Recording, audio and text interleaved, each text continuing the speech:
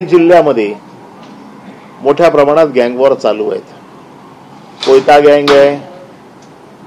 मध्यंतरी मी पुण्यात जाऊन माहिती घेतली. पुणे जिल्ह्यात 70 गँग कार्यरत आहेत. खंडणी, खून, दरोडेखोरी, खुनाचे प्रयत्न असे प्रकार तिथे सर्रास घडतायत. आणि हे करण्यासाठी ज्या गोष्टी लागतात म्हणजे सरकारचं पाठबळ हे त्यांना आयतं मिळतंय. हे सिद्ध झालंय की आपल्याला माहिती आहे, आपण काही दिवसापासून निलेश गायवळ प्रकरण आपल्या माध्यमांच्या चर्चेत आहे. निलेश गायवळ हा कुविख्यात गुंड महाराष्ट्र सरकारच्या हातावर तुरी देऊन देशाबाहेर पळून गेलेला आहे. त्याचे गुंड थैमान घालतायत. रस्त्यावरती उभा राहिलेल्या माणसांना जाब विचारला म्हणून गोळीबार करतायत.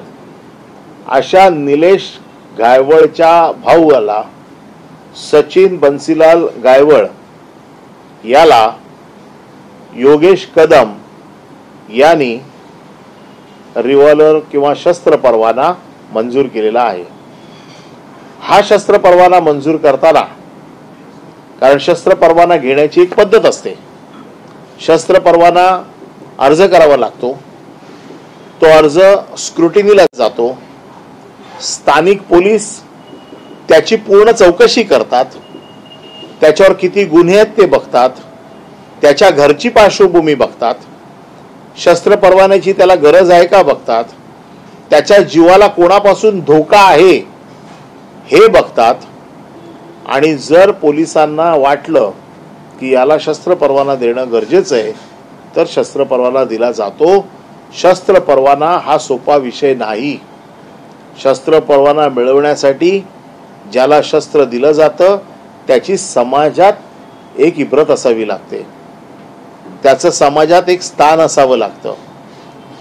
हा सचिन बन्सीलाल गायवळ हा निलेश गायवळचा सक्का भाऊ आहे. याच्यावर खून, खुनाचा प्रयत्न, खंडणी असे गुन्हे होते. योगेश कदम यांच्याकडे येण्याच्या पूर्वी ज्या वेळेला पोलिसांनी स्क्रुटिनी केली, त्या पोलिसांच्या स्क्रुटिनीमध्ये पोलिसांनी आपला पूर्ण अहवाल लिहिलेला आहे की हा गुन्हेगारी पार्श्वभूमीचा आहे. याचा भाऊ कुविख्यात गुंड आहे. याच्यावरती पूर्वी गुन्हे दाखल होते. गुन्हे दाखल असताना देखील गुन्हे कोर्टात सुटले कारण यांनी कोर्टात विटनेसच कोणाला येऊ दिला नसेल आणि पुराव्याअभावी यांची सुटका झाली असेल. त्यामुळे पुराव्याअभावी झालेली सुटका म्हणजे गुन्ह्यातना निर्दोष मुक्तता नाही. तरी देखील हे सगळं लिहून पोलिसांनी त्याचा शस्त्र परवाना नाकारला. आणि योगेश कदम यांच्याकडे ज्या वेळेला अपील आलं, ज्या वेळेला अपील येतं, मी देखील मंत्री राहिलेलो आहे, ज्या वेळेला अपील येतं त्यावेळेला अपील मध्ये पोलिसांची बाजू देखील मांडली जाते. दोन्ही सुनावणी घेतली जाते. ही कॉन्स्टिट्युशनरी अथॉरिटी आहे. हे अर्धन्यायिक जज आहेत. गृह राज्यमंत्री हा अर्धन्यायिक जज आहे आणि अर्धन्यायिक न्यायालयामध्ये ही सुनावणी होती. सुनावणीमध्ये दोन्ही बाजू मांडल्या जातात आणि पोलिसांनी जी बाजू मांडली त्या पोलिसांनी मांडलेल्या बाजूमध्ये हे सगळं आलेलं आहे की ह्याची पार्श्वभूमी काय, हा कोण आहे.